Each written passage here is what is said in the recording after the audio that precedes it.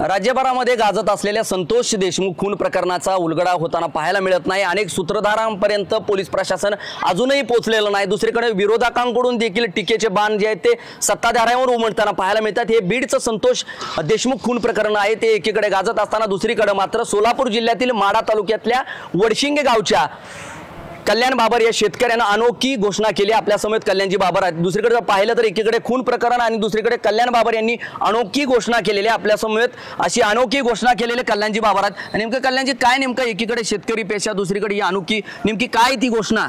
पोलिसांना प्रोत्साहन मिळावं म्हणून आणि गुन्हेगाराला कुठेतरी आळा बसावं म्हणून ही घोषणा केलेली आहे। गुन्हेगारांनी आज त्या संतोष देशमुखला मराठा असणाऱ्या एका कार्यकर्त्याला चांगलं काम करणारा एक होतकरू नेता बनणारा या नेत्याला क्रूरपणे हत्या केली। त्याचे अजून कसलाही तपास होत नाही।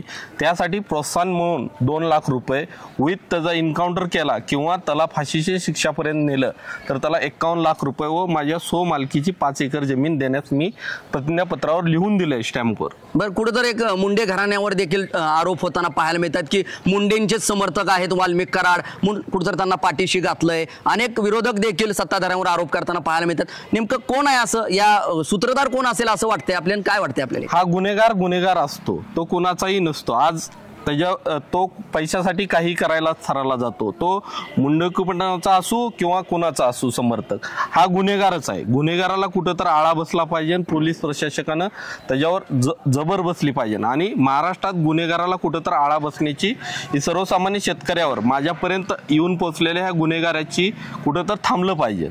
आपण जे म्हणताय माझ्यापर्यंत म्हणजे कुठेतरी कुटुंब नेमकं काय आहे विषय? सर्वसामान्य कुटुंबाला सुद्धा किंवा सर्वसामान्य चांगल्या शेतकऱ्याला सुद्धा या गुन्हेगारापासून त्रास होतो आणि गुन्हेगार पैशासाठी कुठल्याही स्तराला जातो।